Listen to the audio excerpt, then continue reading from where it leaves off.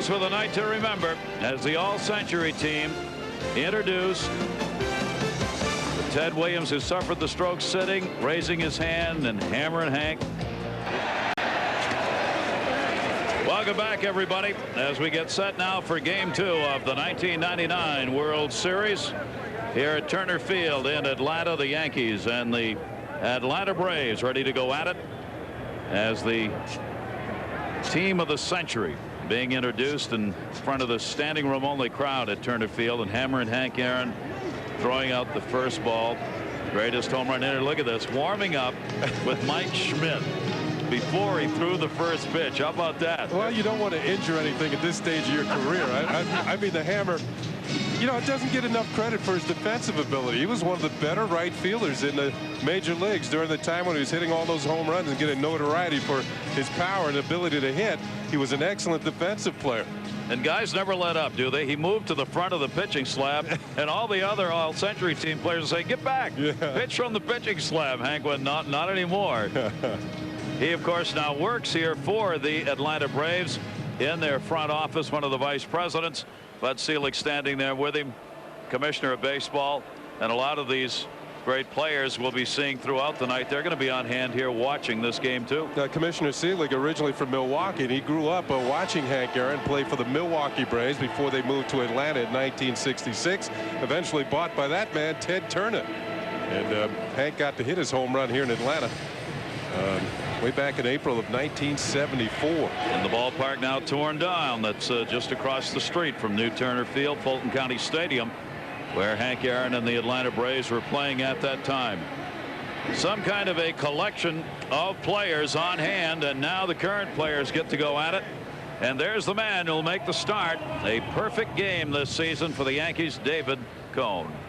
David Cone's record 12-9. He kind of struggled after that perfect game in July against the Montreal Expos at Yankee Stadium, but he has pitched well against the Atlanta Braves in the past. When he was in the National League, it was 10-3. We're going to go back to the League Championship Series. David Cone pitching for the Yankees against the Boston Red Sox, and that is Troy O'Leary, who's called out on strikes. And once again, the Coneheads, as they usually do, celebrate at Yankee Stadium.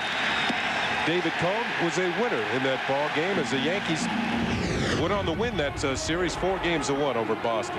See the regular season numbers. His career postseason, a lot of games, 18 career postseason games, 7-3 record. The ERA is high for postseason at 4.11, but he's got the wins. David Cone's anxious to start as he takes on the Atlanta Braves, a team he's 10-3 against in the regular season. Chipper Jones is first and foremost in my mind, especially since he's a switch hitter. He'll be batting left-handed. He's their big left-handed thump, along with Ryan Glesko, and Brian Jordan seems to be the clutch guy. So in the National League Park, when you don't have the DH, you really have to concentrate on the big three in the middle of the order and really bury the bottom of the lineup and not let those guys get on base, or the top of the lineup for that matter. He looks a little agitated out there because he's warmed up and ready to go, and he's having to wait. Obviously, the timing as to when these ceremonies would be over had to have some elasticity in it. Obviously, it wasn't going to be down to the second. So David Cone trying to figure out when he should throw and when he should finish so that he's got a time to get out there with the arm ready to go as he normally would during the season. The other side of this, the man who has been the stopper on a staff loaded with aces, Kevin Millwood. Kevin Millwood's had an outstanding season. In fact, Bobby Cox really feels he has rivaled the other three more famous starters in the Braves rotation. Millwood came on big time in the division series. The Braves had lost the opening game to Houston, and Millwood came back with a one-hitter and beat Houston and even that series up. The opponent batting average, take note, 202. That was the lowest in all of Major League Baseball for starters. And his 99 postseason, he is already 2-0.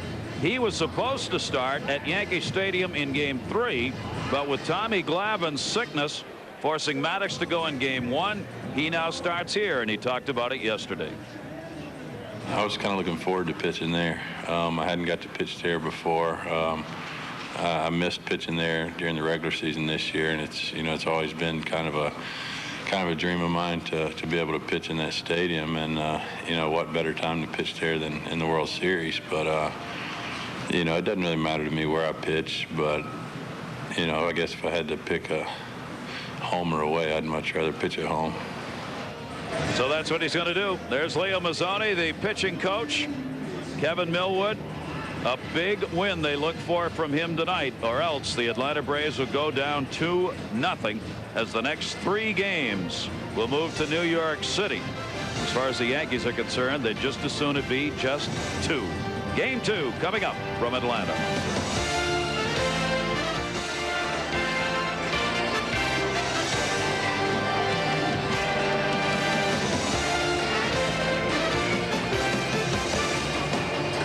'99 World Series Game 2 here in Atlanta, Georgia. Last night, Game 1, 51,342 on hand. They will have that many and probably more here in this ballpark tonight, trying to rev it up for their Atlanta Braves to put away a win last night. The 2 hits allowed by the Yankees, the fewest in a World Series game since a one-hitter in 1995, since Atlanta pitched it against Cleveland. So the bats for the Atlanta Braves mighty quiet. Chipper Jones, the home run, accounting for the only run they got last night. And there's the man they have relied on all year to come up with huge wins. Kevin Millwood, only 24 years old. Can he do it again tonight? We're going to find out. All right, MasterCard starting lineup for the Yankees. Chuck Knobloch leading it off. Derek Jeter in the 2-hole. Paul O'Neill 3. Cleanup spot, Puerto Rico, represented by Bernie Williams. Tino Martinez will hit 5th. Ricky Ledee out of Puerto Rico stays in left field. Scott Brocious will be in the number 7 spot tonight. Joe Girardi will do the catching and bat 8th, and David Cohn hitting 9th. The defense for the Atlanta Braves behind Kevin Millwood. In the outfield, we mentioned it's very speedy. A lot of good defenders out there. Gerald Williams in left. Andrew Jones in center and Brian Jordan in right field. Chipper Jones, Ozzie Guillen at shortstop tonight. Keith Lockhart at second. Ryan Klesko at first. Greg Myers will be doing the catching for Kevin Millwood. And we're looking at not only Myers, but some other changes for the Braves. They have a new shortstop in Guillen, new second baseman in Lockhart, and Myers behind the plate. Bobby Cox wants to get left-handed hitters into the Braves lineup against David Cohn. Interesting changes. Bobby Cox will be much talked about tomorrow, regardless of the outcome of this game, Kenny, that you put Guillen in at short and Lockhart in at second, taking out Walt Weiss at short and Boone at second. And you've removed your MVP of the league championship series, your catcher Eddie Perez, from the ball game, and put Myers in his place. I think the feeling is that David Cohn is a lot like El Duque as far as the way he delivers the ball. A lot of arm angles and kind of gyrating motions before he throws the ball to the plate. And I think that Bobby Cox wants to get some lefties in there and maybe get some guys who could swing the bat a little bit better. Numbers on Kevin Millwood.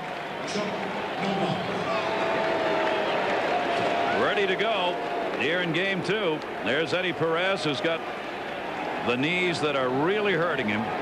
He's seen his way through it, taking Javi Lopez's place. He'll be on the bench tonight, at least for the start of this game 2. Chuck Knobloch 0 for 4 in the ball game. Last night, game 1 will lead it off. 50 degrees, a little warmer than last night is the temperature here at game time, but scheduled to drop down into the mid-40s. And Millwood's pitch is on the inside corner for a strike. Well, you saw the flash bulbs go off here in game 2 as Millwood delivers the first pitch for a called strike to Knobloch, and Knobloch will be up there trying to take some pitches, but he does have 8 leadoff home runs this year. That was the best in the league. Foul tip that one, and Millwood goes ahead on the count 0-2. Kevin Millwood comes right at you.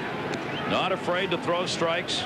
Second best ERA in the league, tied for 4th in wins and 4th in strikeouts. He is a fly ball pitcher. We mentioned Greg Maddox got a lot of ground balls. Millwood has a high riding, powerful fastball in which he gets fly ball outs. Chuck Knobloch led the American League in fly ball outs. 0-2 delivery and a base hit into left center field. Jones over to get it, and Knobloch leads it off on an 0-2 pitch with a single for New York. Pitchers are generally giving up hits on 0-2 is a no-no. A high fastball, we've mentioned a high fastball, Knobloch right on it, gets on top of it and lines it into left center for the base hit. Well, the Yankees get the leadoff man on. Andrew Jones had to get it in a hurry. Knobloch took a big turn at first base. Led the Yankees in stolen bases with 28 this year. Against Kevin Millwood this year, base stealers were 12 for 16. Not a lot of attempts against Millwood. And that one misses inside to Derek Jeter. You notice Derek Jeter's postseason average this year, 400. Going back to last season, Jeter has hit in 14 consecutive postseason games. 2 for 4 in the ball game last night, and he's got a base hit into left field. Gerald Williams will stop Knobloch as he gets it back in. So the Yankees open up with back-to-back singles against Kevin Millwood. 2 on and nobody out. Both Jeter's hit 15 now. Yeah, 15 consecutive games, and both hits coming on fastballs, and this one maybe not up but in. Jeter turns on it. He's gotten much better at hitting this pitch. The American League pitchers feel that they can get him out inside. He turns on it a lot better than he used to and comes up with hit after hit. Led the majors in hits this year. Paul O'Neill had the big hit in last night's game. In the 8th inning, delivered a 2 RBI bases loaded single. Stands in now with runners on at first and second base. And O'Neill is 2 for 2 off Millwood with a home run. Most of these Yankees have seen Millwood in only 1 game. O'Neill will take the pitch. Anthony's for a strike call. That game came not this year but in the 1998 season, and Millwood took the loss. He's 0-1 lifetime against the Yankees. Millwood 171 average against him in the postseason coming into this game, and the Yankees have already picked up 2 hits off the right-hander. Paul O'Neill on the breaking ball rips it back into the seats, and again Millwood goes ahead on the count, 2 strikes. Big chance to jump out early for the Yankees. Greg Maddux last night took the loss despite a fine effort. The 2 men on base, Knobloch at second, Jeter at first. Between them scored 254 runs this year. An 0-2 count. O'Neill rips it in a foul ball that hits the umpire down the right field line. Whoa. A shot Randy Marsh could not get out of the way of down there. You'd think you fire enough away down the right field line. O'Neill with the line drive, he hooks it, and you can see Marsh getting into foul territory when he was hit by the ball. No harm done. Yeah, there's the signal. It's foul. Easy for you to say no harm done. Notice he didn't rub it. Marsh, the home plate umpire last night. 6 umpires used instead of 4, of course, in postseason games. 0-2 again. Breaking ball in the dirt. Myers makes the good stop. Umpiring crew, 3 American, 3 national involved in these games. Rocky Rowe of the American League gets the plate tonight. Steve Ripley, Darrell Cousins, Jerry Davis, Jim Joyce, and Randy Marsh, the umpiring crew. With O'Neill at the plate, he had a slow start this year. In fact, the first time in 6 years he hasn't hit over 300, but he had a rush in September to get to over the 100 RBI mark. And you can see the big discrepancy, and one of the reasons why he didn't hit 300 this year is average against left-handed pitching. 1-2 delivery, and he got a piece of that and fought it off. Ball that he had to go way down on top of the plate for, and a 1-ball 2-strike count. So Millwood having to work very hard here in the first inning. He gave up 14 first-inning runs during the regular season. His tougher innings came in the 4th and 5th as far as runs scored against him were concerned. El Duque got the win last night. It was magnificent. Braves weren't even close to him. 1-2 delivery. O'Neill again fouls it back.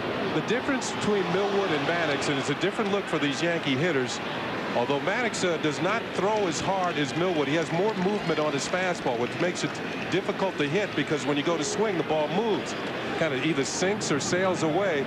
Millwood throws harder, but the ball is straighter. And the Yankees have an excellent fastball hitting team. Millwood, left-handers, hit 230 off him and had 15 home runs. O'Neill is going to get a base hit into center field. Knobloch's going to score. Jeter will stop at second base. 1-0 Yankees, and nobody out yet.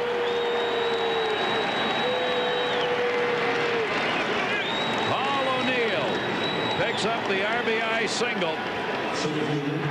And a great at-bat for O'Neill. Well, unlike last night when the Yankees waited to the 8th inning and come out smoking tonight. Breaking ball in the middle of the plate. Second curveball he's thrown O'Neill in this at-bat, and he timed that one perfectly. 3 singles in a row. The Yankees are on the board. No chance to throw out the speedy Knobloch for Andrew Jones. Knobloch recognizing base hit right away. Didn't even look to see where the ball went until he rounded third and headed for home. 4 postseason RBIs now for Paul O'Neill. Bernie Williams, and he'll take it up high for a ball. So 3 batters up, 3 singles. Runners still at first and second, and Knobloch is crossed on the RBI by Paul O'Neill. A very quiet Atlanta bench and a much quieted Turner Field already. Williams 0 for 2 last night. Millwood misses outside to him. 2 balls and no strikes. Postseason numbers, couple of home runs here in this postseason for Bernie Williams. Williams had hit only 125 in 10 previous World Series games coming into last night's ball game. Lowering that even a little bit with the 0 for 2 in game 1 of this World Series. I think Bernie Williams personifies the patience of the Yankee hitters. He walked 100 times this year, first time in his career. Foul ball, 2 ball, 1 strikeout. And the combination of Bernie getting 200 hits for the first time in his career and the 100 walks for the first time in his career. He's the first Yankee to do that since Lou Gehrig did it. 200 hits and 100 walks. There's the hitting coach, Chris Chambliss, who, well, you know, he's smiling. Yankees have 3 hits already. Down ball up the middle, Ozzie and there's 1, there's 2. That's a big double play. Bernie Williams got jammed on that one. He hit into 11 ground ball doubles plays during the regular season. Jeter will go to third, but now there are 2 down. See what this pitch is that gets in on the hands of Bernie Williams. Looks like a little cut fastball up and in. Bounces it back through the middle, but the infielders are playing towards second base when they're going for a double play chance. They want to get to second and get the ball to first as quickly as possible. And they do get the double play started by Guillen. Millwood does not get a lot of ground ball double plays because he is a fly ball pitcher. So that's a big ground ball double play for the Atlanta Braves. Martinez, he'll foul it off. Runner at third base now, and there are 2 down. Bertino, an 0 for 3 in the ball game last night. 212 so far in this postseason with a 1 home run and 3 RBIs. Yankees have now won 9 consecutive World Series games after their victory last night, and 6 consecutive World Series games on the road. Taken up high, 1-1. Joe Torre, man who's been in charge through those wins, starting to chalk up some record numbers himself as a manager in the World Series as he's guided them to the 9 straight victories. 1-1 delivered to Martinez. Breaking ball on the outside corner. Longest World Series winning streaks. Joe McCarthy, the Yankees 10 back in 1937 through 41. That's the Lou Gehrig, Joe DiMaggio era. Joe Torre with 9. Miller Huggins, the Babe Ruth era, and John McGraw of the Giants, the Christy Matheson era, way back in the 20s, the early 20s. Joe Torre likes the World Series, right? It's his third, and he's 2-0. It's not enough just to get here. Martinez, 1-2 delivery. Millwood can't get him. Base hit at an RBI, and the Yankees take a 2-0 lead. Clutch hitting by Tino Martinez with a 2-out single. First RBI of the World Series for Martinez, and the Yankees up 2-0 on 4 hits. The 4 singles have done the job. Another breaking ball that gets too much of the plate. This one's going to hang right there, and Tino Martinez goes out and gets it. And Martinez representing the 4th Yankee hitter in a row in the lineup with 100 or more RBIs. These guys know how to get the job done and drive in runs. Remember last night we mentioned the Yankees 292 with runners in scoring position. That's their team average. Big hitting here in the first inning. And again, the crowd quieted as Ricky Leday stands in. Tito Martinez 4 RBIs in the postseason this year. Millwood trying to get out of the inning. Up high with it, falls behind on Ricky Leday, who went 0 for 3 in last night's game. David Cone liking all of this. Starter for the Yankees. Already's got a 2-0 lead. And Millwood again up high. 3 balls and no strikes.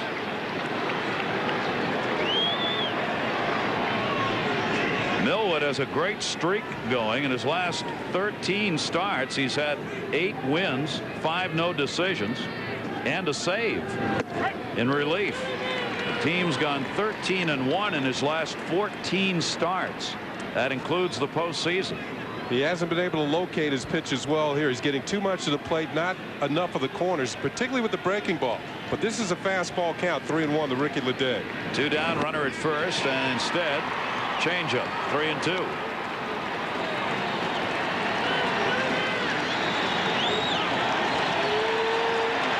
They go further. Brocious.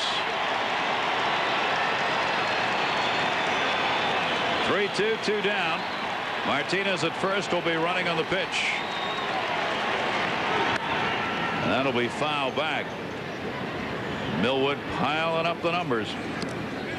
Well, the Yankees had 6 hits total in last night's game. They've got 4 here in the first inning against Millwood. Kenny, they won last night's game without an extra base hit. They've taken a 2-0 lead in this game, and they haven't had an extra base hit. 3-2 count. Martinez running. Leday up high. He walked him. So the trouble continues. That is only the 2nd walk Millwood has given up in the postseason. In 23 innings. 2 walks. Bobby Cox is sending Leo Mazzoni, the pitching coach, out. Try and break Millwood in the rhythm he's in right now and get that final out. Yeah, this is baseball's version of the the 20-second timeout to give the guy a breather. He needs 1 more out to get out of the inning, but he's worked very hard, giving up 2 runs on 4 hits and now a base on balls, and moved another man into scoring position for Scott Brocious, who had 3 hits last night. Atlanta fans just kind of settle back right now. It's like, oh no, here we go again. They're bringing a guy to the plate in Brocious who's played in 5 World Series games in his career and has had 11 hits and 21 times to the plate. 524. 3 for 4 last night. Has hit safely in all 5 World Series games. First pitch foul back, and a 1-strike count on Brocious, who was of course the MVP in the World Series last year. And at third base, as you mentioned last night, Kenny makes a huge difference in this order again in this World Series. So when you have a productive hitter down in your lineup near your pitcher, you can still get some production. Usually the bottom part of the order is a rest stop. 2-strike count on Brocious. Brocious ended up during the regular season very decent numbers at third base for the Yankees. 247, 17 homers, 71 RBIs. But he heats it up in the postseason. Millwood with 2 on, 2 down. Breaking ball away in the dirt, 1-2. Yeah, he was not going to give up a hit on an 0-2 pitch on that one. That was low and away, nowhere near the strike zone. 30 pitches here in the first inning. Usually a pitcher during the course of a game, a starter will go about 120 pitches. That's maximum for 9 innings. You start, they'll get you out of the game after that. And again, trying to get him to chase one outside, and he wouldn't do it. And the count goes to 2 balls and 2 strikes. Terry Mulholland, the left-hander, is already up in the bullpen for the Atlanta Braves. Millwood averaged 102 pitches per start this year. Ground ball. Guillen can't get it. Base hit. Martinez comes. Throw. Not in time by Andrew Jones. Another 2-out hit. And a 3-0 Yankee lead. The RBI to Scott Brosius, who is now 4 for 5 in the first 2 games of this World Series. Well, Bobby Cox before the game was singing the praises of Kevin Millwood, who came through for him during the course of the regular season when the Braves needed some big wins. Another fastball up. Remember I said the Yankees a good fastball hitting team. Guillen can't get to it, and the Yankees pick up another run. And Scott Brosius is uncanny in his World Series play with the way he swings the bat. Yankees are putting a big hurt on early here in the first inning. Scott Brosius picking up the RBI. And again, Millwood got ahead on the count and couldn't hold it. And that's fouled off by Joe Girardi, the catcher. For Brosius now 5 postseason RBIs. And for Girardi a start with David Cohn on the mound tonight. Yankees have now sent 8 to the plate here in the first inning. And Brosius missed the World Series with the lead at first base. Leday down at second. Kevin Millwood working on 4 days rest. Started Tuesday against the Mets. So should be ready in this game. Normal rest for him. Top foul at the plate. 1 ball 2 strike count. You might notice Joe Girardi's regular season average of .239. That kind of belies the way he hits when runners get into scoring position. He turns it up to .367. That's unbelievable for a guy who doesn't hit well. When you put runners in scoring position and you have Ricky Leday out at second, this is when he shines. Big clutch hitter. 1-2 pitch to him, again missing. And again you're seeing the Yankee patience at the plate. These breaking balls that Millwood's trying to get hitters to go after, they are not chasing. So even when he gets ahead, he ends up like this, a 2-2 count. There's Cohn on deck. Girardi waiting with 2 on and 2 down. Down the right field line into the seats. Foul ball. It's 37 pitches in the first inning for Kevin Millwood. Well, all of a sudden after this first inning, with the way the Yankees have been hitting, 3 runs on 5 hits, Bobby Cox can figure this is going to turn into a bullpen night, and maybe a lot earlier than I thought. Runners off first and second, and the 2-2 delivered to Girardi, and he got it. But the Yankees, 3 runs, 5 hits in the first inning before David Cohn has to go to the mound, including an RBI single by Paul O'Neill. Around the world, great to have you with us. Turner Field in Atlanta, and a bit of a stunned crowd right now here at Turner Field as their Atlanta Braves down 3-0 before they ever got to the plate. Oh my. Game 2. Yankees trying to go 2 up for the next game coming in New York Tuesday. And the man they rely on, David Cohn, and our MasterCard lineup that he will face tonight of the Atlanta Braves is changed. Gerald Williams leads it off. Ozzie Guillen in batting second. Chipper Jones third. Jordan will stay in that 4 hole. Ryan Klesko, left-handed slugger, 5th. Keith Lockhart gets the start at second. Myers gets the start behind the plate. Andrew Jones will bat 8th tonight at Millwood 9th. Defense for the Yankees behind David Cohn in the outfield with Dave Williams and O'Neill. In the infield, Brosius, Jeter, Knobloch, and Martinez. Joe Girardi's doing the catching for David Cohn. Now, earlier this year, Joe Torre had switched to Jorge Posada with David Cohn, and in fact, it was Girardi who caught the perfect game. Then they switched to Posada. Things didn't work quite as well. David Cohn struggled, but late in the season, who does Cohn get catching him again? Joe Girardi. There are the numbers. The 1 postseason win against the Boston Red Sox, and Williams takes the pitch inside for a ball. Gerald Williams leading it off, 0 for 4 in game 1. Bobby Cox saying tonight before the game, got to get our table setters on, and Williams is one of them. Derek Jeter running throw, not going to get him on this time. 1 away.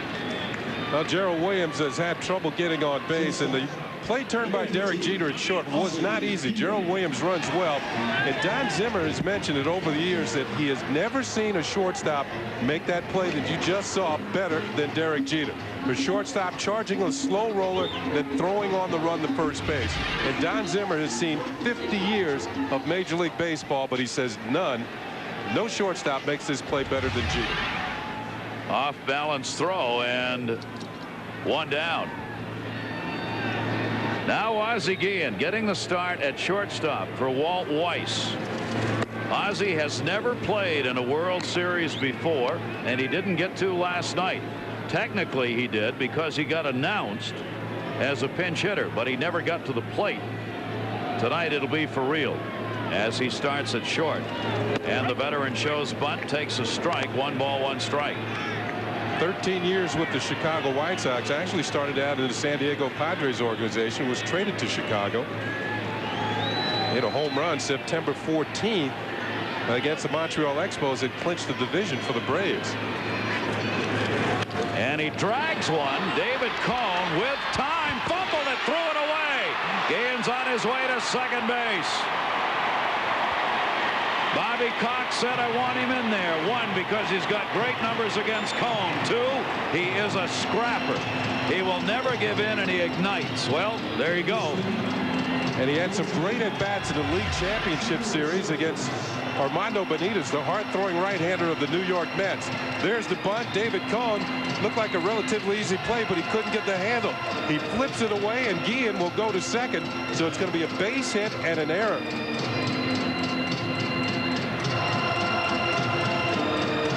Ozzie Guillen on at second base. See, the throw would have had him. So that really should be a straight error. We'll wait for the official call. It is an error charge on David Cone, allowing Guillen to get to second base. No hit. Take away the base hit. Now here's Chipper Jones. Had the home run. The only run they got in last night's game, and only 1 of 2 hits picked up in that ball game. Chipper Jones 1 for 5, lifetime off Cone.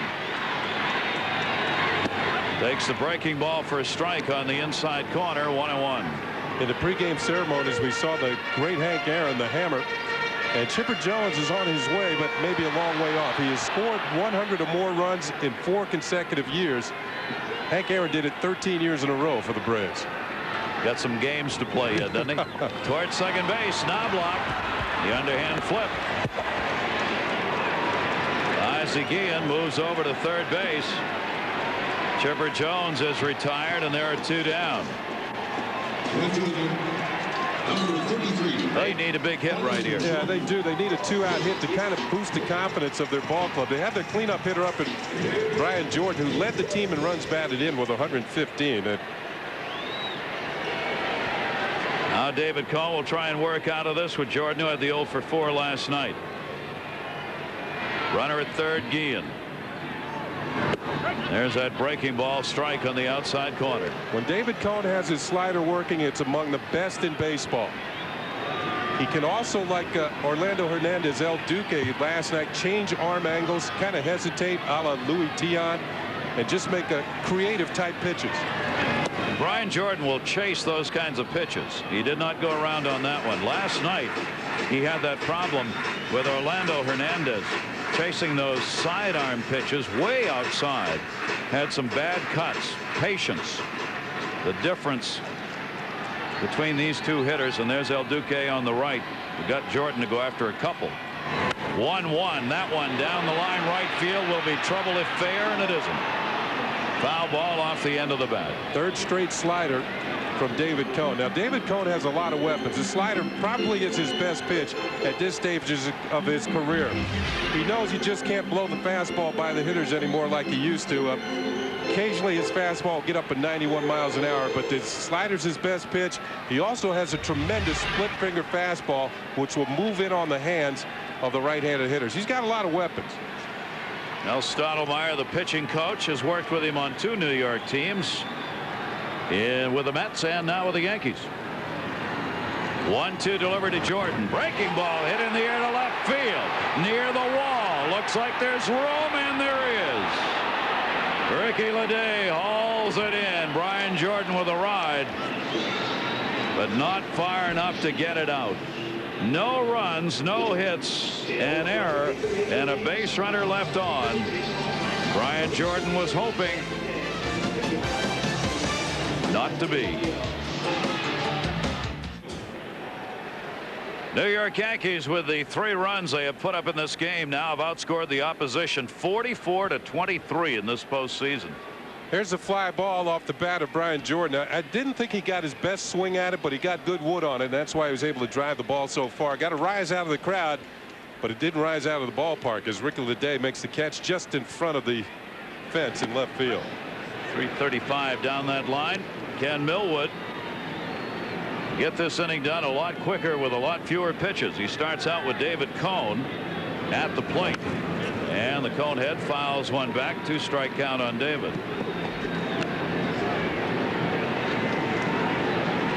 Now, David Cone, as you look at the dimensions of a turn of field, David Cone will tell you he's a pretty good hitter. He's 3 for 8 lifetime in the World Series. Had a hit last year against the San Diego Padres. All pitchers tell you they're good hitters. They all lie. Ground ball to first base. Easy play for Ryan Klesko, and Cone is the first out here in the second inning. Beautiful day, fall day here in Atlanta today.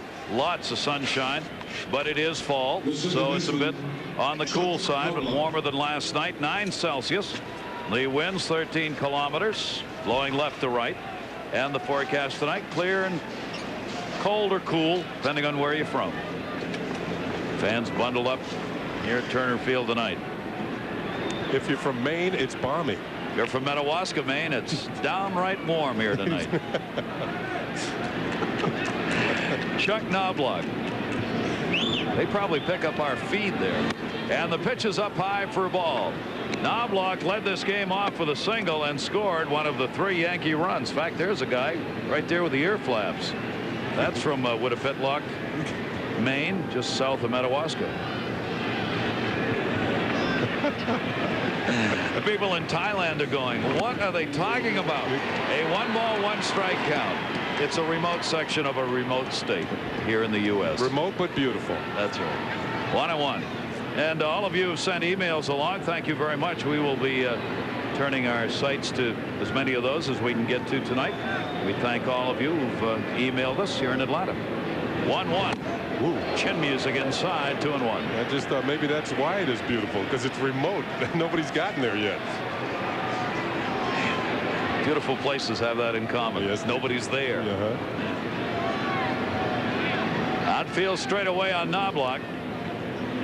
1 for 5 now in the World Series, and again inside. Millwood is really struggling.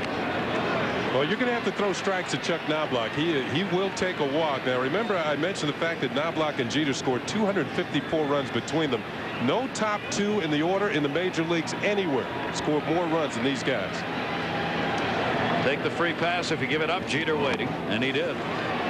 Bobby Cox right now is going to be very concerned about how long he can wait, because it's not just that Millwood is missing. He is missing by a lot. He's trying to find a release point here in the course of his first World Series start. And you know what happens when a pitcher is struggling with his control? All of a sudden, well, you know, he gets one over, but it's right down the middle of the plate, and that's when the hitters take advantage. He has walked 2. That bullpen's probably going to get a lot of use tonight. 24 years old. Now faces Jeter. 3 hits, 5 at bats in these 2 games so far. And down low. You know, Gary, we were talking between innings about Millwood making the start in the second game and where the illness of Tom Glavine probably really hurts the Atlanta Braves. You would have had Glavine and then Greg Maddux, 2 veterans starting the first 2 games of the World Series.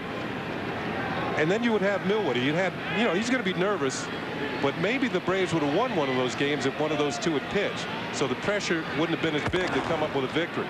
Especially after the loss last night, Kenny. I mean, Millwood knows how important this game is to Atlanta. And for this to be his first World Series start, it's a lot of heat. Maddux making that start last night because of the flu, viral infection. Coming out today, by the way, the left-hander is scheduled to start in New York on Wednesday. Came to the ballpark. Bobby Cox said he threw today, felt better. Then Glavine left and went home. They do not want him around with that viral infection and any chance of spreading it. 1-1 down low. Another breaking ball. 2-1 on Jeter. And another hitter that Kevin Millwood falls behind on the count. And Jeter probably the hottest of all the hitters in postseason. He extended the hitting streak to 10 games this year and 15 in a row over the last 2 years in postseason play with a single in the first inning. 2-ball, 2-strike count. I think I misspoke on the start there. Glavine's going to start game 3, which is Tuesday. High fastball, and it might have been a ball. So that's why Jeter was kind of upset with himself after swinging at it. Looking fastball, got it, but it wasn't quite where he wanted it. Millwood, 2-2 count, 1 away. Holding Knobloch at first base, Ryan Klesko. Runner not going, and the breaking ball, that slider. He's not been close with that pitch. 3-2. Also gives Knobloch a chance to go. There's Willie Randolph, the third base coach, longtime Yankee second baseman. And Leo Mazzoni, the pitching coach, on the phone to the bullpen. Looks like they might be close to making a move. You're going to see Knobloch take off on his 3-2 pitch. 1 away. If they throw over, no. Knobloch goes. Swung on a miss. Chance for a double play. Myers' throw is off the mark. So it will be a stolen base for Chuck Knobloch and a strikeout for Millwood as he gets Jeter 2 down. Second strikeout for Millwood, and a big one because he gets the second out of the inning. There goes Knobloch. Why they send him is they want to stay out of the double play. If Jeter hits the ball hard on the ground at the infielders, they get a chance for 2. With a 3-2 count, if it's ball 4, he's going to walk. But he usually, you know, he's pretty good at making contact. This time he didn't, but Knobloch has the speed to pick up the steal. Knobloch, a couple of stolen bases in the post series, 2 for 2. Puts him in scoring position for Paul O'Neill, who's got an RBI single. Paul O'Neill, of course, had a couple of RBIs last night. Battery last night that started, Maddox and Eddie Perez on the bench. Yankees up 3-0 and looking for another 2-out hit.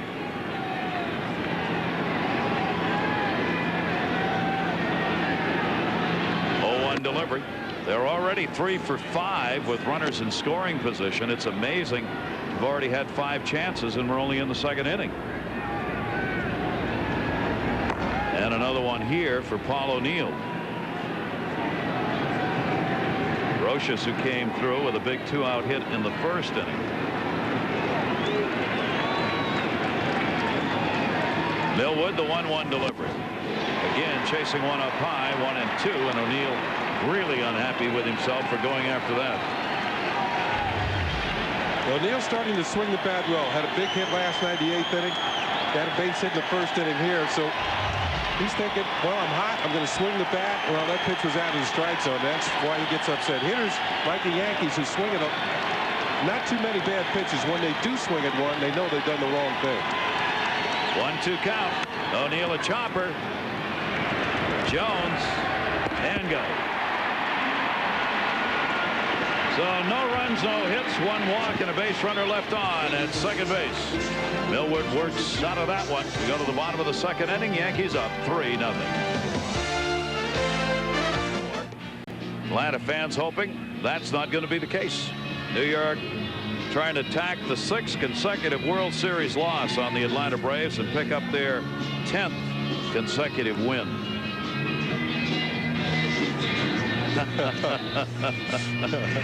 Mets got eliminated, of course, by Atlanta, and the Met fans were on Chipper Jones, calling him Larry, so that's what that sign's about. Tigers Stadium, which closed this year, also getting recognition with love from John, as the Detroit Tigers will move into a new ballpark starting next year in downtown Detroit. Got all kinds of baseball memories going on here. There's a look at Tino Martinez, who happened to hit the last Yankee home run at Tiger Stadium early this year, and also hit the first Yankee home run at Safeco Field, the new ballpark for Seattle. So a couple of firsts for Tino Martinez this year. That'll get you in those teams' press guides forever. A first and a last. That's right. Ryan Klesko leads it off against David Cone. Klesko 0 for 3. last night. Takes it outside for a ball. This is a bat Bobby Cox was telling Ken and I has got to get going. 217 postseason average. Cox could not emphasize enough how important it is to the Atlanta Braves that Ryan Klesko's bat be a presence in this series. When he's not hitting, it makes it so much easier to work around the other couple of Atlanta Braves who are real threats. They're right in front of him, Chipper Jones and Brian Jordan, and maybe that's the reason why Chipper Jones has been getting so many base on balls during the course of this postseason. Down to first base, Tito Martinez. Cone will cover, and Klesko is retired. One away. So another problem that Atlanta had last night is continuing. They don't get their leadoff men on base. Chopper down to first base. Tito Martinez looked like a little indecision. Should I flip it to Cone or take it myself? Well, he's got to flip it to David Cone covering for the out. The play goes 3-1. David Cone on the mound. Now, I know that Kelvin Millwood is not a rookie pitcher. He's not classified as a rookie. This is actually he's about 2.5 years in the major leagues. But he is a rookie as far as World Series play is concerned. This is his first start in the series. Keith Lockhart. So with David, trying to tell me something? Yeah, when David Cone is matched up against a rookie pitcher, 17 times they've gone against him. They are 0-13 with 4 no decisions. How about that? So, hey kid, you're not going to beat me. Don't send your rookies out to beat me. 0-2 count on Keith Lockhart, getting the start at second base as Boone has been pulled out of the starting lineup, and Lockhart fouls it back. Lockhart 1 for 6, lifetime off David Cone, trying to get that bat in there from the other side of the plate because left-handers hit 245 off Cone and right-handers 213. Bobby Cox just looking for an edge. That one popped up third base. Scott Brocious. 2 down. Last night, 9 innings, only 1 leadoff man got on for the Atlanta Braves. That's very important for your offense. And you can see Don Baylor talking over to Ryan Klesko, trying to figure out something to get the big bat going of Ryan Klesko's. And Don Baylor, I saw him in the tunnel underneath the stadium after the game last night as we were headed towards the parking lots, and he says, it was kind of funny what he said. You know, did you watch our hitters tonight? That was kind of revolting, he said. It was. As we said last night, the Atlanta Braves getting just 2 hits. He's the hitting instructor. That is their low for the year. In June, they had 1 game against Boston where they got 3. That had been the low prior to last night. The odds are Pedro Martinez pitched that game. Pretty good odds. Yeah. In Boston. Greg Myers making the start for Eddie Perez behind the plate. The 2-0 delivery to Myers from Cone. The other thing we're noting about Cone, Kenny, he is working on 9 days rest. The last time he had this much rest before a start, he threw a perfect game. That was a 10-day rest period he had when he pitched that perfect game against Montreal. Tonight he starts on 9 days rest, and so far it's real early. Yeah, but he's not going to have a perfect game. He's already got an error and a walk. Oh, man. That happens once in a career where a pitcher throws a perfect game. And against Montreal that afternoon, it was back on July the 18th at the stadium, and he was awesome, to say the least. He became the 15th man to pitch a perfect game in the regular season, and the 2nd oldest pitcher to Cy Young to do it. Andrew Jones. Note that Jones has been moved down in the order as Bobby Cox put the left-handers up in the order. Jones, a right-handed hitter, batting in the number 8 spot. And maybe because he's hitting only .209 in the postseason. 1-0 count. Runner at first, 2 away. Cone gets the breaking ball in. 1-1. Now Bobby Cox has had the bullpen going, and he's got Kevin Millwood on deck. It might be interesting to see if Andrew Jones gets on. Does Millwood get the hit here in the bottom of the 2nd inning with the Braves down 3-0? 1-1 delivery, and that one off the fist to short. Jeter, and that's that. So the Braves, no runs, no hits, a base runner left on. They've had Ian reach on an error and Myers reach on the walk. Still no offense for Bobby Cox and the Braves.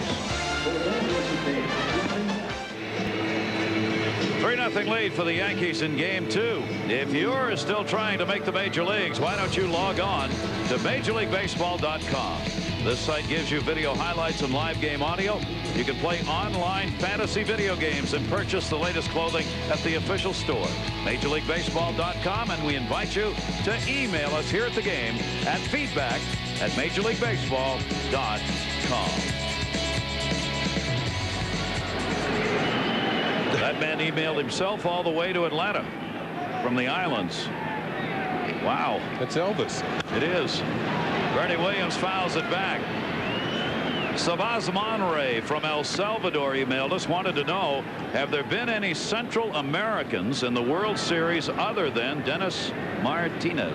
El Presidente, the first player ever from Nicaragua. I can think back to a player from Panama, Manny Sanguin for the Pittsburgh Pirates in 1979. Of course, you have players on the Yankees now, Ramiro Mendoza and Mariano Rivera, both from Panama. And I'm trying to think whether Roberto Kelly, who also is from Panama, played in the World Series. Don't think so. No. But the answer to his question is yes. Yeah. There have been. There are. That is Ramiro Mendoza, who is a very valued member of the Yankee bullpen. Thanks for the email. And we'll get to a few more here, hopefully, tonight here in game 2. Now, those aren't the only ones. I'm sure there's others. That's called a disclaimer. Kevin Millwood, 1-ball, 2-strike count on Bernie Williams. Martinez and Leday to follow. 3 runs, 5 hits, and an error for the Yankees, and 0 so far for the Braves. Millwood in on the fist, foul back. Bernie in into a double play his first time up, 0 for 3 in the series so far. That's how cool it is here in Atlanta.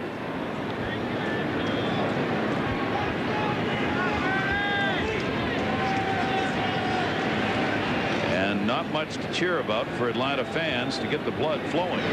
And that one hacked at underneath the glove of Lockhart for a base hit. Boy, Bernie Williams took a pitch almost over his head and drove it. Remember what I said about the Yankees being a good fastball hitting team underneath the glove of the diving Keith Lockhart at second base. And a high fastball up and out over the plate. Look at Bernie get on top. So players call using that top hand to drive the barrel up and over the ball, and then the base hit. So that is hit number 6 off Kevin Millwood. Williams on at first base. Martinez an RBI single, his first time up. And a strike taken on the inside corner. The Yankees still looking for their first extra base hit in these 2 games. Not that they care, because they're leading 3-0 and won last night 4-1 without an extra base hit. Yeah, one of the nicknames for the Yankees over the years, the Bronx Bombers. It's been the ping attack. Let's keep nubbing them out there. Leadoff man on, 2 of the first 3 innings for the Yankees. 6 of 12 innings so far in the series.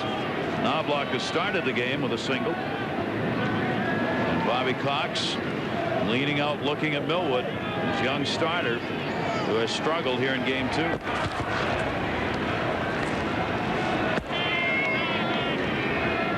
We were comparing numbers on Kevin Millwood, who's only 24. He has 40 wins already in the regular season.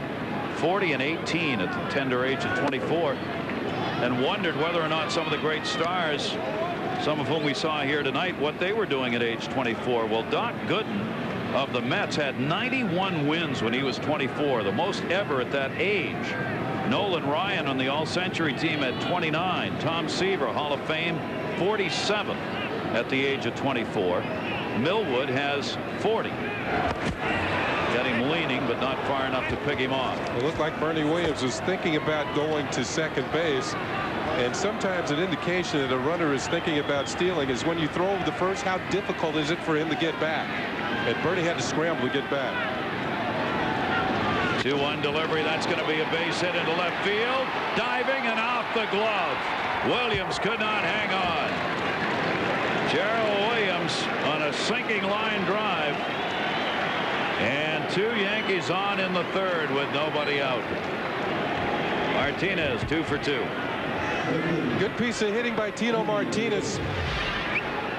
Going the other way with a line drive. And Gerald Williams with an extended effort to make the catch. And he looked like he had it for a second, and the ball came out when he hit the ground. Let's see if he actually does get the ball in the glove. It looked like it. It came out when it hit the ground, and the Yankees back-to-back singles to open up the top of the third inning. Gerald Williams, formerly a teammate of Bernie Williams. When Gerald was with the Yankees early in his career, you can see Bernie holding up. If the ball's caught, he couldn't advance. He had the glove turned the wrong way, with the glove down towards the field when he got the ball in it. When he hit it, had no chance to hold it. Now Ricky Leday. Opportunity for Leday with 2 on and nobody out. Leday, 313 during the regular season with runners in scoring position. Puts that one in the gap near the 380 mark. That'll take a hop off the wall. Williams will score. Martinez will stop. And there's an extra base hit. A 4-0 lead and an RBI double for Ricky Leday.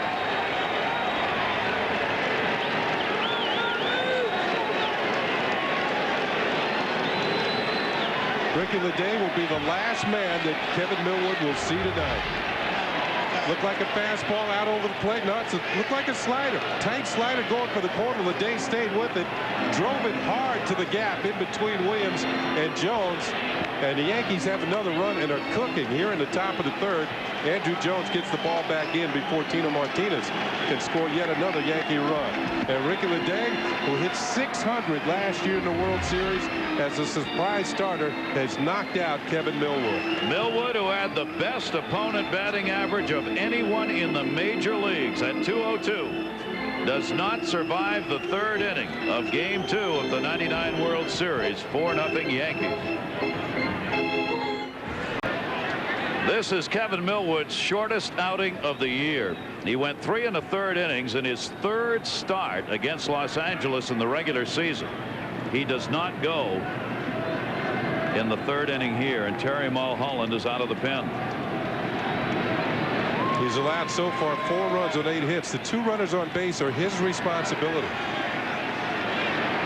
Yankees now with 8 hits. Runners at second and third. Infield is drawn in as Scott Brocious gets another chance.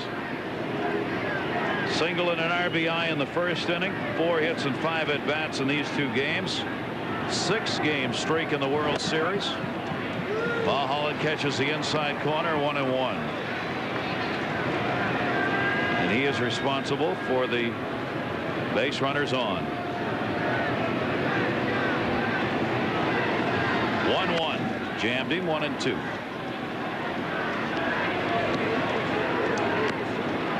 Game 3 of the World Series last year. Trevor Hoffman, the great closer of the Padres, in the ball game, and this ball is going to go over the center field wall.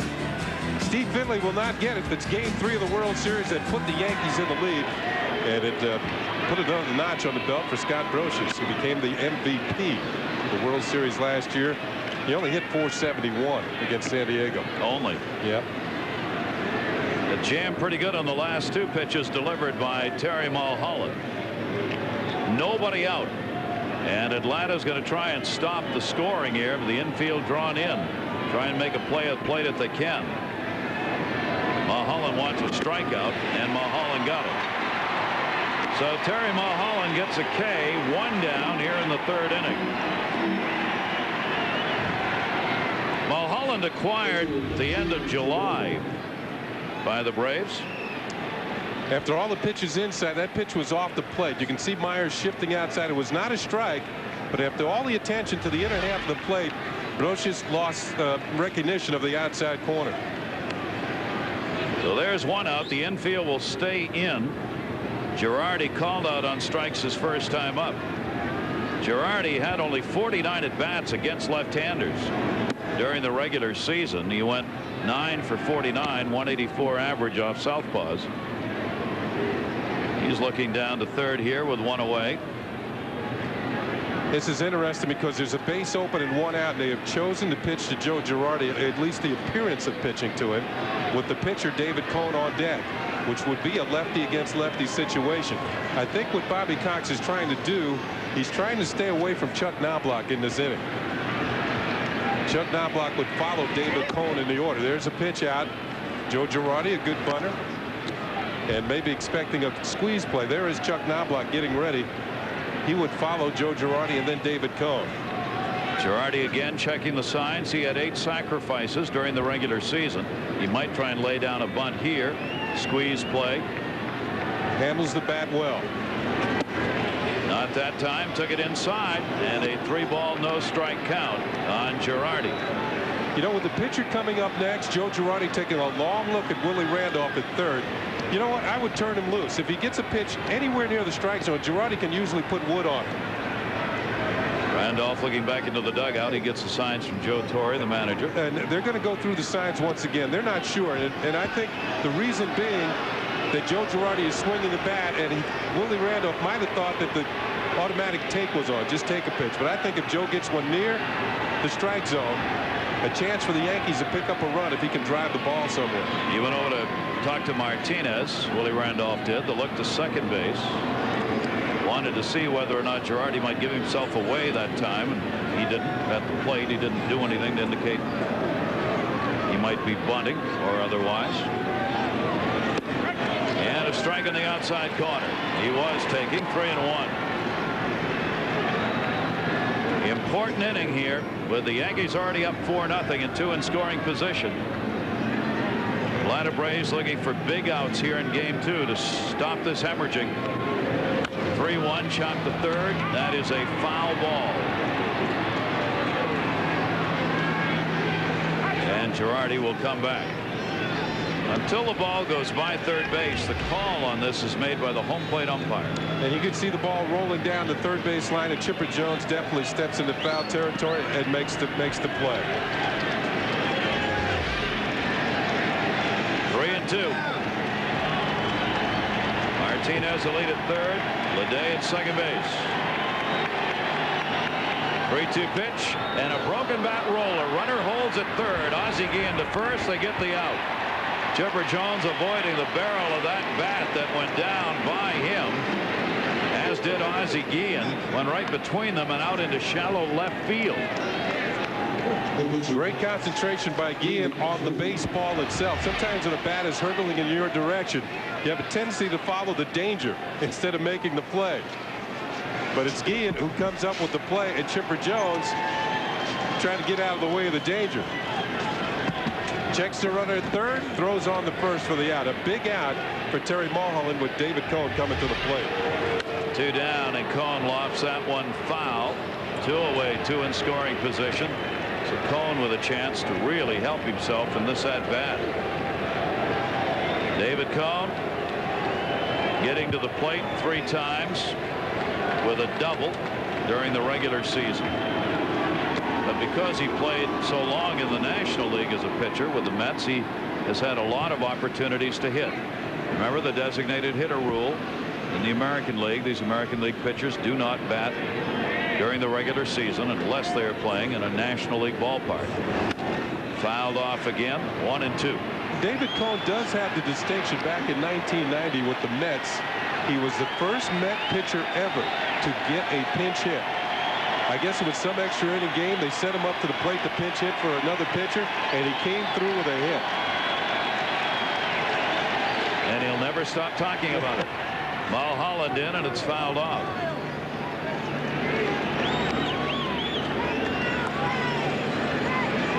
So Cone battling here. 1-2 count, 2 away. Yankees with 1 run in the third. Outfield in and shallow on Cone. And he just got a piece of that right off the top of the bat to the backstop. I'll tell you what, he's giving Mulholland a battle here. You know, he doesn't hit very often, and certainly not against left-handed pitching. He used to bat right-handed. He turned around to bat left because he once got hit in San Francisco with a pitch on his pitching hand. Felt it was less likely to happen this way, so he turned around. But isn't it more likely when you expose your pitching arm to the pitcher? That's what I thought. Took a shot on the right hand in a game that broke a couple of bones in the pitching hand. And that one off the fist to short. Ozzie Guillen dropped it. He dropped it. What a huge error. A run scores scores as Martinez crosses, and Cone will reach on an unbelievable error. This will be an error on the shortstop, E6. And watch, does the runner at second, LeDave, pass in front of Guillen? Well, not enough to affect him, I don't believe. He just dropped the ball. Did it get in the lights? I don't think it was high enough. So that's going to be an error on the shortstop on the easiest of plays. Off the glove, and the Yankees pick up another run. LeDave passes in front, but I don't think it was enough to kind of shield him. He saw it. He saw that all the way. Put in for Walt Weiss to deliver some offense. 2 unearned runs in the ball game last night. That is an unearned run here in game 2. And Cone on at first base, and the Yankees have a 5-0 lead. Chuck Knobloch, runners at first and third, 2 down. Foul back over the screen, strike 2. David Cone beating out the error and down to first safely, but check his hands. That hurt. When you're not used to hitting, that bat can sting on a cool night when you don't hit it right on the sweet spot. He'll take it. Didn't feel bad after Ozzie Guillen dropped it. 2-strike count on Chuck Knobloch. And up high. The Yankees came into this game in the postseason batting .234. In this ball game, they're somewhere up around 600 right now, as they've got 5 runs on 8 hits. And we're only in the 3rd inning. And that's the advantage, if there's any, for the Atlanta Braves, that it's only the 3rd inning. Strike called. So Terry Mulholland comes on and gets a couple of strikeouts, but 2 runs added on 3 hits and a very big error that makes one of those runs unearned. It is a 5-0 Yankee lead.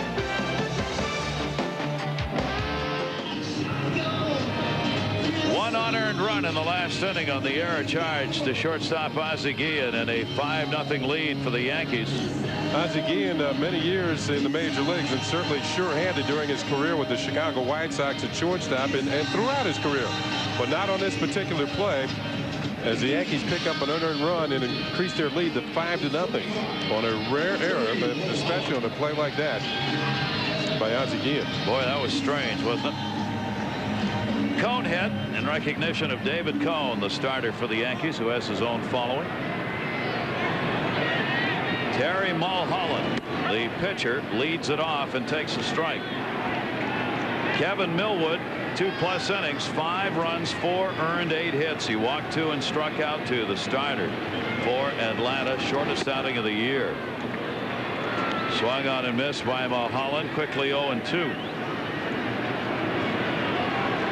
Well, here we had David Cone, a right-handed pitcher who hits left-handed. We have Mulholland, a left-handed pitcher who hits right-handed. That's why you can't trust those pitchers. You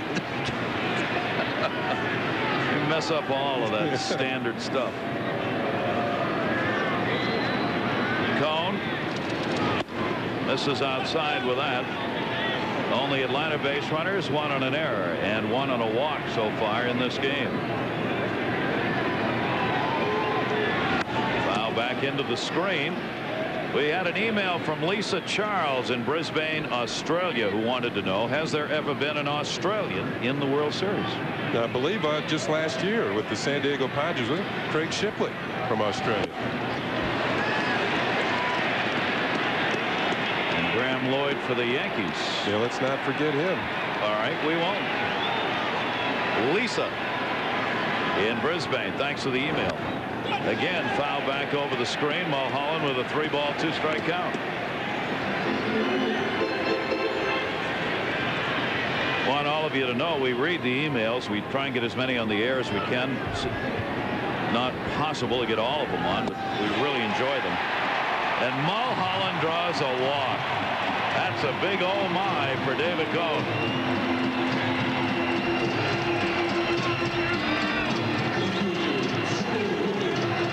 Mel Stoudemire looking on, the Yankee pitching coach. During the course of the year with David Cone, the Yankees had to resort to pitching pitching him only once a week to give that veteran arm some rest. Remember, he's had some arm surgeries the last couple of years, and he was designated to pitch Tuesday nights. He was Mr. Tuesday Night, New York. Once a week for David Cone for a while. Then they put him on even longer rest than that. You mentioned with the All-Star break, he had a 9-day rest in between starts. Then at the end of the year, they put him back on his regular rotation. He had a game in Cleveland, and I think Brave fans can take heart because he had a 6-0 lead against the Indians, and Manny Ramirez hit a home run almost out of the Jacobs Field, 471 feet, and it gave the Indians the lead. That one to right field. Paul O'Neill will settle under this. And Gerald Williams continues his struggle, looking for his first hit. 0 for 6 in the series. One away in the 3rd inning. Mulholland still at first base. And you know, it's kind of eating at Gerald. He wants to get that first hit, get in the hit column against the team in which he came to the big leagues with, the New York Yankees. He was a 14th round draft pick back in 1987 out of Grambling State University. Quiet bench. Again. It's a little retribution here after that error. His first World Series at bat, reached on an error in this game and fouls that one off. Strike one count on Guillen. During the course of his career, Guillen's been one of the tougher hitters to strike out. Of course, he doesn't walk much either. He usually puts that first or second pitch in play. He's up there hacking. From Venezuela, still lives in Caracas. Was home during the off season. Longtime Chicago White Sox shortstop. Ian will foul that one straight back. Now a backup shortstop here in Atlanta. He appeared in 92 games this past season. Hit .241 on the season with the Atlanta Braves. Walt Weiss getting the night off. Guillen getting in there. Bobby Cox looking for another left-handed bat and maybe some punch against David Cone. 0-2 count. And a breaking ball misses outside. 1-2 to Guillen. Guillen from Venezuela, as Gary mentioned, the fact is Venezuela's had a long history of great shortstops in the major leagues, and starting with Luis Aparicio, the Hall of Famer, and Dave Concepcion, who some people feel should be in the Hall of Fame. Luis Aparicio, one of the heroes of Ozzie Guillen. Guillen was delighted to go back and be playing in Chicago in his pro career at the same position that his hero had played at for all those years. Aparicio and Fox forming one of the great double play combinations of all time in Chicago. Foul back again by Guillen. The count remains at 2 balls and 2 strikes. That's why he's so tough to strike out. He will tick off good pitches, foul them off, keep his at bat alive until he gets one that he can hit harder. Guillen actually is not known as a home run hitter, but his first home run in the major leagues came against the Yankees in 1986. 26 career home runs. 2-2 delivery towards short. Derek Jeter will take it himself, and a double play. So the leadoff man, Terry Mulholland, reached on the walk, but to no avail for the Atlanta Braves on a tailor-made double play ball to Jeter. David Cone out of it. We've completed game 2 of the '99 World Series. 5-0 New York. Jeter will lead it off when we come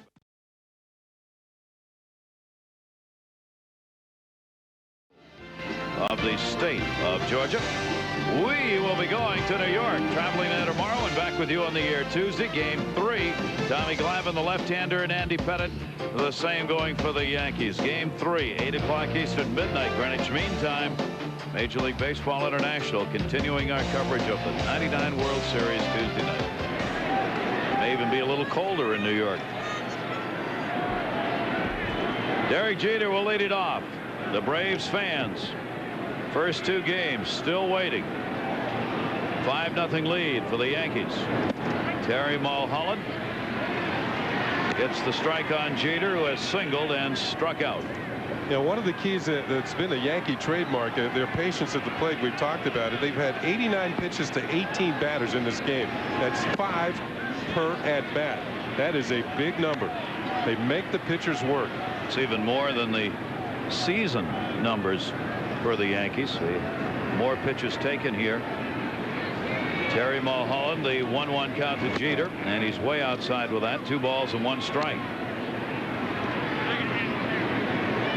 Jeter and Knobloch have done a much better job of getting on base and setting the table for the hitters behind them than their brave counterparts in this series. Jeter again towards the gap. Gerald Williams over, can't get it. Will cut it off. Jeter will go for 2, and the Williams throw not in time. A stand-up double. 2 for 3 tonight. 4 for 7 in the first 2 games for Derek Jeter. Jeter had 2 hits last night, 2 again tonight. He led the American League in multi-hit games, and he has another one here in the World Series. This is a booming double to the gap in left center. Only the speed of Gerald Williams enables him to cut it off, but Jeter has the speed to get in the second standing up. No slide for Derek Jeter. His uniform will remain clean to this point. Better to look good than to feel good. You know you are. Here's Paul O'Neill, and a strike on the outside corner. 2 extra base hits in the ball game for the Yankees. The double by Ricky Leday, and now the double by Jeter. O'Neill already an RBI single, 1 for 2, and that's 1-1. During the ceremonies before the game, the all-century team was introduced, and Ted Williams, the great Ted Williams, the splendid splinter of the Boston Red Sox, was introduced. And during the course of the offseason, early this season, Paul O'Neill's sister is a writer for the New York Times, had some dealings with Ted Williams. And she mentioned that her brother Paul plays for the New York Yankees. And of course, Ted Williams is a great fan of the Yankees. And, you know, Paul had been in a slump at the beginning of the year. And so his sister asked him, would you call my brother? So the phone rings, and Paul O'Neill picks it up. And he says, again, on the other end, he says, "Hi, this is Ted Williams." He says, "Yeah, right." Well, it turned out to be Ted Williams, and you know they started talking hitting, as Ted Williams will do. And that one may have been held by Williams, but it'll stay in the yard. Wind blowing in a bit now. Throw to third base. Andrew Jones will be cut off. Jeter will move up. O'Neill retired.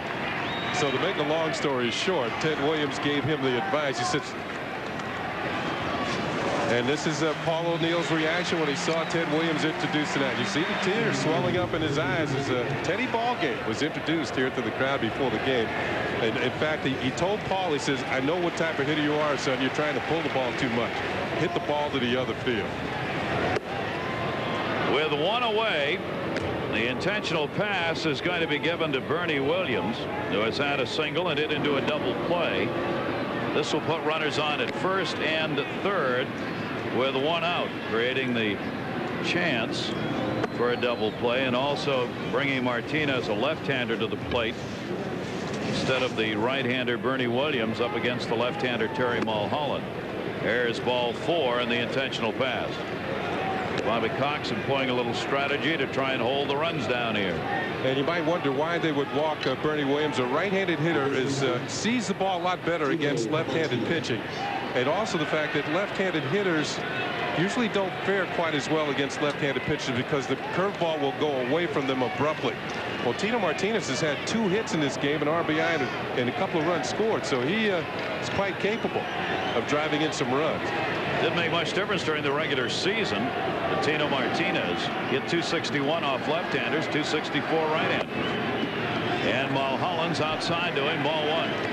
And like Paul O'Neill, the left-handed hitter in the Yankees lineup that Joe Torre will not pinch hit for. These guys drive in a lot of runs off of lefties and righties. Martinez already 2 for 2, 2 runs scored and an RBI. 1-0 pitch to him to short. May work. Ozzie Guillen. Lockhart can't get it out of the glove and throws it off the dugout wall.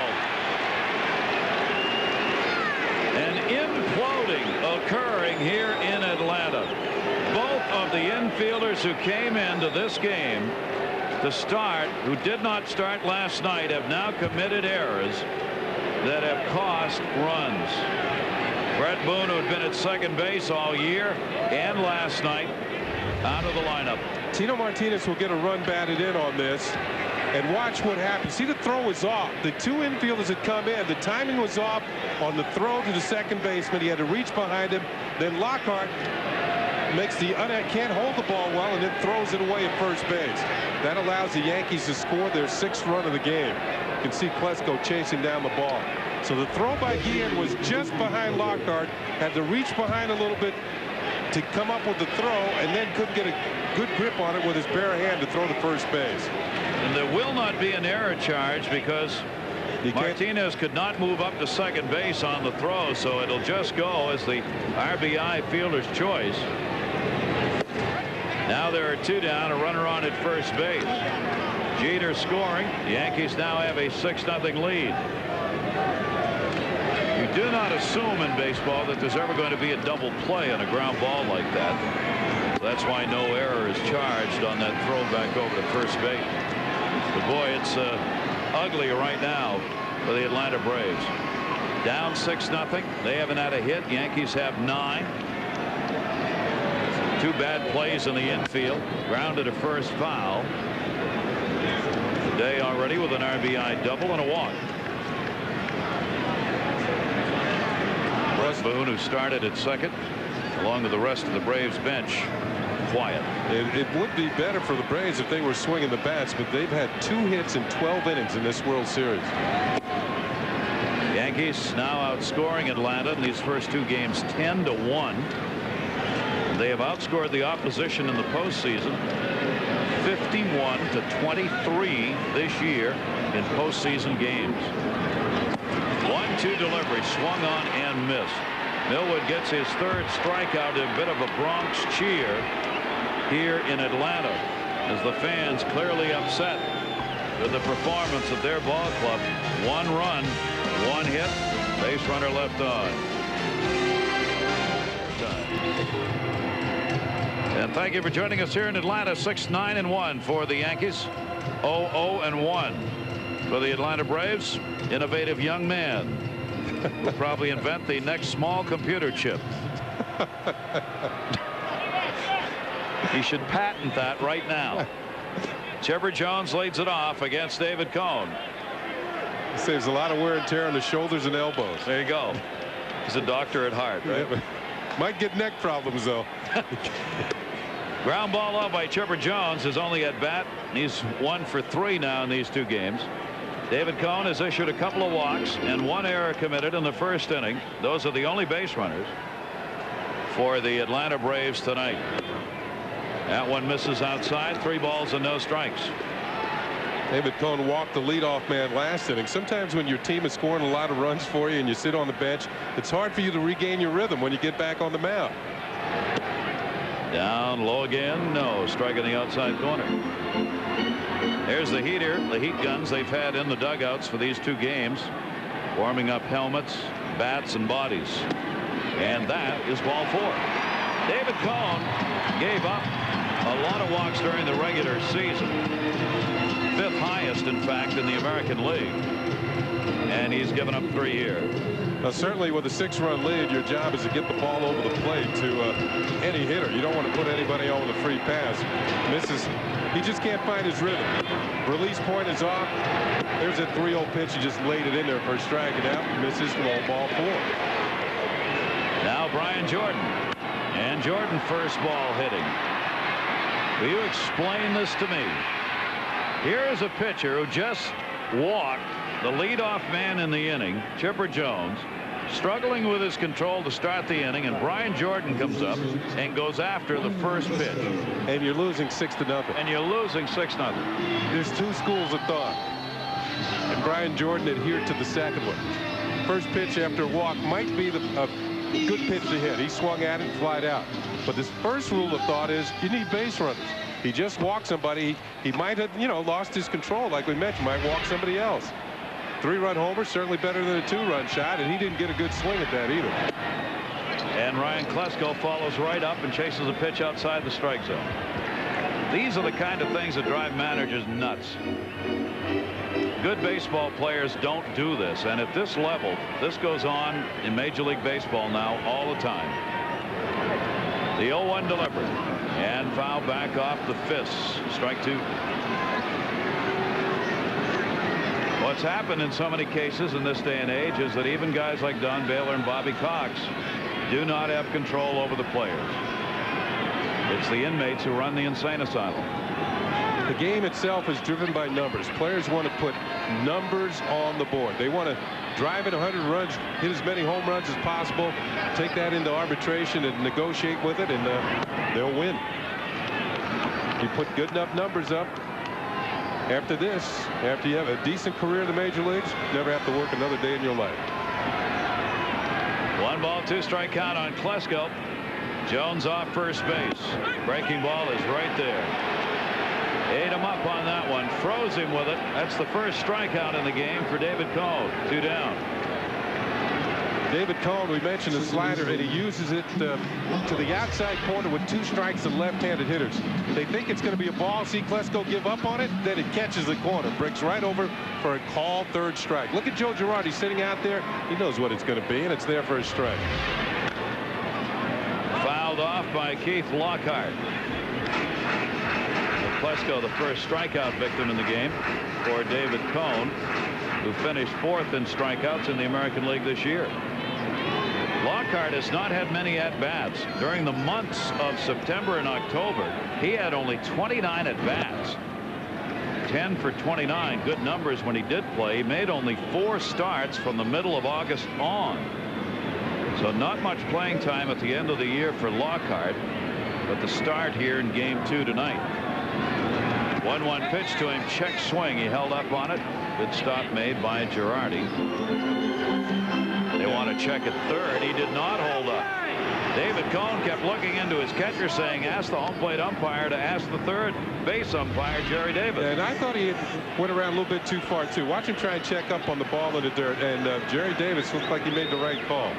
The intent was there for Keith Lockhart, and Bobby Cox. All he can do is shake his head. 1 ball, 2 strike count. 2 down, runner on at first base. Lockhart up high to him. Now, we asked Bobby Cox before the game, how come Lockhart's in the ball game? And he reminded us that we went over 100 games with him playing second base last year. 2-2 delivery. Just missed. The entire Yankee team had started to the dugout. That was great. They were so sure that was a strike. The entire club had taken 3 steps towards the dugout and all had to move backwards on it. They thought they saw the same pitch that Klesko got. 3-2, runner goes. Second base. Knobloch. Lockhart is retired. No runs, no hits. Leadoff walk. Base runner left on. 3 stranded. But still, nothing coming for Don Baylor's non-offensive players.